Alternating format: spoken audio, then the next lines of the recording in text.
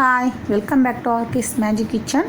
நம்ம சேனலை சப்ஸ்கிரைப் பண்ணாதவங்க கீழே சப்ஸ்கிரைப் பட்டனையும் பெல் பட்டனையும் கிளிக் பண்ணிக்கோங்க. நம்ம இன்றைக்கி தக்காளி தேங்காய் ஊற்றாமல் தாலிக்கறி குழம்புன்னு ஊர் ஸ்டைலில் எப்படி செய்கிறதுன்னு பார்க்கலாம். இதுக்கு நான் இந்த மாதிரி நல்லா கொழுப்பு கறியாக நெஞ்செலும்பு கறியாக வாங்கிக்கிட்டிங்கன்னா ரொம்ப நல்லா டேஸ்ட்டாக இருக்கும். இப்போது நீங்கள் 1/2 கிலோ கறி நான் இன்றைக்கி எடுத்திருக்கேன். நீங்கள் 1/4 கிலோ கறி எடுக்கிறதா நான் சொல்கிற பொருட்கள் எல்லாத்துலேயும் நீங்கள் பாதி அளவு கம்மி பண்ணிக்கலாம். இப்போ 1/2 கிலோ கறிக்கு நான் என்னென்ன தேவைன்னு சொல்லிடுறேன். ஒரு 1/2 டீஸ்பூன் அளவு ஜீரகம், 1 டீஸ்பூன் அளவு வெந்தயம் எடுத்துக்கோங்க. வெந்தயம் நம்ம வறுத்து யூஸ் பண்ண போகிறோம், பார்க்கலாம் அது எப்படின்னு. இந்த மாதிரி நல்லெண்ணெய் தான் நம்ம யூஸ் பண்ணணும், இந்த குழம்புக்கு ரொம்ப டேஸ்ட்டாக இருக்கும். நான் 3 டேபிள் ஸ்பூன் அளவு நல்லெண்ணெய் எடுத்திருக்கேன். 2 டேபிள் ஸ்பூன் அளவு நெய் எடுத்துருக்கிறேன். வெங்காயம் பார்த்திங்கன்னா நம்ம இதுக்கு சின்ன வெங்காயம் தான் யூஸ் பண்ணணும், பெரிய வெங்காயம் யூஸ் பண்ணக்கூடாது. சின்ன வெங்காயம் 100 கிராம், 1/2 கிலோ கறிக்கு 100 கிராம் மெஷர் பண்ணி இந்த மாதிரி வெங்காயத்தை 2 ரவுண்டாக கட் பண்ணிக்கோங்க. ஒரு வெங்காயத்தை 2 கட் பண்ணி, பூண்டு 50 கிராம் பூண்டு எடுத்துக்கோங்க. 2 மீடியம் சைஸ் பூண்டு எடுத்திங்கன்னா உங்களுக்கு கரெக்டாக இருக்கும். இதுக்கு மல்லித்தூள், தனி மல்லித்தூள் தான் நம்ம யூஸ் பண்ணணும், வேறு எந்த மல்லித்தூளும் யூஸ் பண்ணக்கூடாது.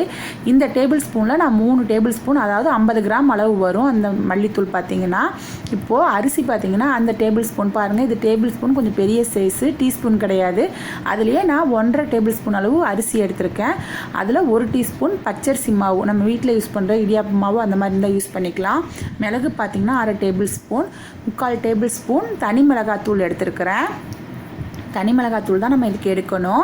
இப்போ ஃபஸ்ட்டு நம்ம ஒரு கடாயில் எடுத்து வச்சுருக்க வெந்தயத்தை நம்ம வறுத்து போட போகிறோம். வெந்தயம் வறுத்து போடும்போது இந்த குழம்புனுடைய ஃப்ளேவர் பார்த்திங்கன்னா ரொம்ப டேஸ்ட்டாக இருக்கும். அதுக்கு தான் நம்ம வெந்தயம் நம்ம வறுத்து போடுறோம். இந்த மாதிரி சிம்லேயே வச்சு வெந்தயம் வருங்க, ஹை ஃப்ளேமில் வைக்காதீங்க, சிம்மில் வச்சு ஒரு 2 செகண்ட்ஸ் வறுத்திங்கனால இந்த வெந்தயம் வறுபட்டுரும். அதை வறுத்து எடுத்து வச்சுக்கோங்க. பாருங்கள், கறிக்கிறாதீங்க வெந்தயத்தை, அப்புறம் குழம்பே எல்லாமே அந்த டேஸ்ட்டே மாறிடும், அதுதான் முக்கியம். பாருங்கள், நான் எந்த அளவுக்கு காட்டுறேன் பாருங்கள். இந்த அளவுக்கு வறுத்திங்கன்னா போதும், சும்மா ஒரு 1 செகண்ட் வறுத்திங்கனாலே உங்களுக்கு வறுபட்டுரும். இப்போது நம்ம எடுத்து வச்சுருக்கேன், நான் இன்றைக்கி சாப்பாடு ரைஸ் தான் யூஸ் பண்ணுறேன். அந்த ரைஸை தான் நான் போட்டு பொரியரிசி வறுக்க போகிறேன். பொரியரிசி ஒரு 2 செகண்ட்ஸ்லேயே அந்த அரிசி பொரிஞ்சிரும். பாருங்கள், பொரிஞ்சு வந்துடுச்சு. இதை நம்ம வந்து அரைக்க போகிறோம், பொடி பண்ண போகிறோம். இந்த ஸ்டேஜில் நீங்கள் எடுத்து வச்சுக்கோங்க.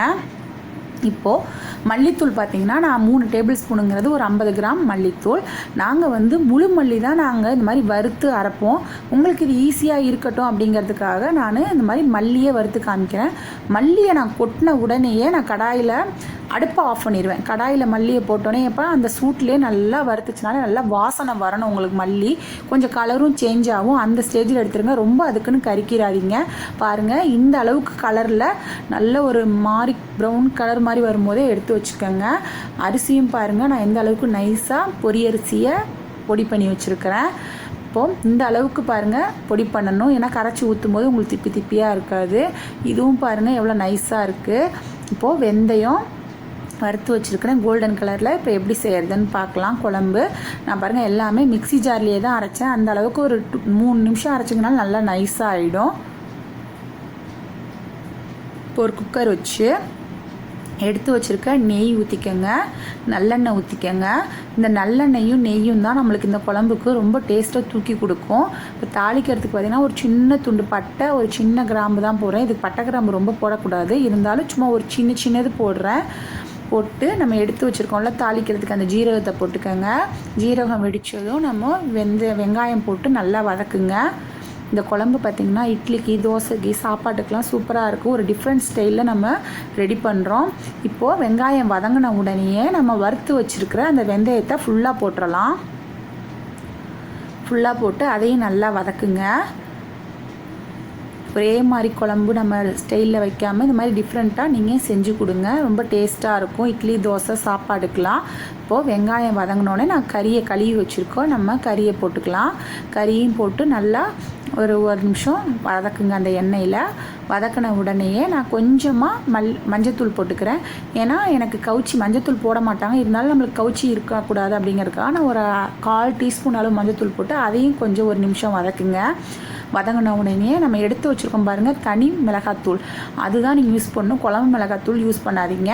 அந்த 3/4 டேபிள் ஸ்பூன் மிளகாத்தூளையும் போட்டு ஒரு 3 நிமிஷம் நல்லா அந்த எண்ணெயும் கறியும் சேர்ந்து வர அளவுக்கு நல்லா வதக்குங்க. வதக்கின உடனே நம்ம 1.5 லிட்டர் தண்ணி ஊற்றிக்கலாம். நான் எப்பொழுதும் சொல்கிறது தான், ஏன்னா நான் 1 லிட்டர் பாட்டில் நம்ம வீட்டில் எல்லோரும் யூஸ் பண்ணுற ஆல்ரெடி யூஸ் பண்ணுற 1 லிட்டர் பாட்டில் தான் நம்மளுக்கு மெஷர்மெண்ட் அளவு. அதுக்குன்னு தனியாக போய் மெஷர்மெண்ட் கப்பெல்லாம் வாங்க வேணாம்.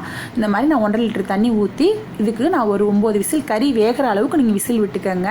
கரெக்டாக இருக்கும் உங்களுக்கு. 9 விசில் இல்லை, உங்களுக்கு எப்படி கறி சாஃப்ட்னஸ் ஹார்ட்னஸ் பொறுத்து இருக்குது. உப்பு போட்டு வேக வச்சுக்கோங்க. இப்போ நம்ம அதுக்குள்ளாட்டி இங்கே ஒரு மசாலா ஒன்று ரெடி பண்ணலாம். இதுதான் ரொம்ப முக்கியமான ஒரு மசாலா இந்த குழம்புக்கு.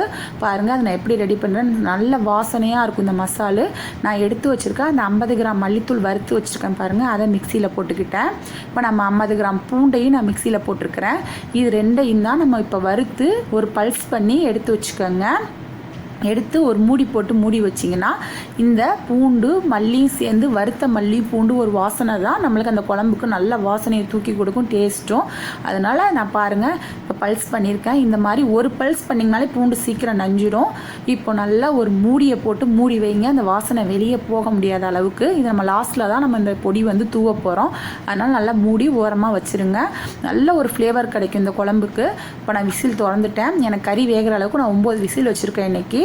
அந்த லெவலுக்கு பாருங்கள் தண்ணி எவ்வளோ வற்றிடுச்சு. அதனால தான் நம்ம எப்பொழுதுமே கொஞ்சம் எக்ஸ்ட்ராவே தண்ணி ஊற்றிக்கணும்னு சொல்கிறது. இன்றைக்கி 1.5 லிட்டர் தண்ணி இந்த குழம்புக்கு கரெக்டாக இருக்கும்.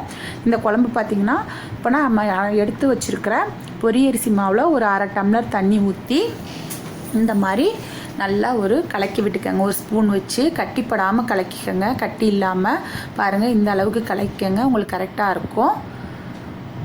1/2 டம்ளர் மீதி இருக்கிற 1/2 டம்ளர் தண்ணியை அந்த பச்சரிசி மாவு 1 டேபிள் ஸ்பூன் பச்சரிசி மாவுலையும் அதே மாதிரியே நல்லா கட்டிப்படாமல் கலக்கி வச்சுக்கோங்க. இப்போ இது எல்லாத்தையும் நம்ம குழம்புல ஊற்ற போகிறோம். அதனால் இந்த மாதிரி ரெடி பண்ணி வச்சுக்கோங்க. இந்த மாதிரி பாருங்கள் கட்டியே படாமல் இந்த மாதிரி கலக்கி வச்சுட்டு இப்போ நான் அடுப்பில் அந்த குழம்பை வச்சு கொதிக்க விட்றேன். கொதிக்க போதே நான் எடுத்து வச்சுருக்கேன் அந்த பச்சரிசி மாவு பொரியரிசி மாவு கலந்து வச்சுருக்கோம்ல, இல்லை தண்ணி ஊற்றி எல்லாத்தையுமே ஊற்றி ஒரு 5 நிமிஷம் நல்லா கொதிக்க விடுங்க. குழம்பு கொதிக்கும் போது நல்லா பொங்கி வரும், பக்கத்துலேயே நில்லுங்க. அந்த 5 நிமிஷம் கொதிக்கும் போதே இந்த எடுத்து வச்சுருக்க 1/2 டேபிள் ஸ்பூன் மிளகுத்தூளையும் போட்டுக்கோங்க. போட்டு நல்லா மூடி போட்டே கொதிக்க விடுங்க. ஆனால் பொங்கி வரும், அதனால் பெரிய பாத்திரத்தில் வச்சு செய்யுங்க. பாருங்கள் 5 நிமிஷம் நல்லா குழம்பு கொதிச்சிருச்சு. இந்த அளவுக்கு கொதித்து வாசம் போகணும், அந்த கூட்டு மாவோட வாசனை போகிற அளவுக்கு கொதிக்க விடுங்க. இந்த குழம்பு பார்த்திங்கன்னா ஒரு 5 பேர் 6 பேர் மேக்ஸிமம் சாப்பிட்லாம். பாருங்கள் நான் அரைச்சி வச்சுருக்கிற அந்த பொடி மூடி வச்சுருந்தேன் பாருங்கள், அரைச்சி அதை மேலே இந்த மாதிரி கொட்டி ஒரு கிளறி மூடி வச்சுருங்க. சிம்மில் வச்சு ஒரு 10 நிமிஷம் கொதிக்க விடுங்க. நல்ல வாசனையும் குழம்பும் டேஸ்ட்டாக இருக்கும். நீங்கள் 5 நிமிஷம் சிம்மில் வச்சாலே ஓகே, போதுமான அளவாக இருக்கும் உங்களுக்கு. இப்போ குழம்பு நம்மளுக்கு தாலிக்கறி குழம்பு ரெடி ஆயிடுச்சு. லைக் பண்ணுங்கள். தேங்க்யூ.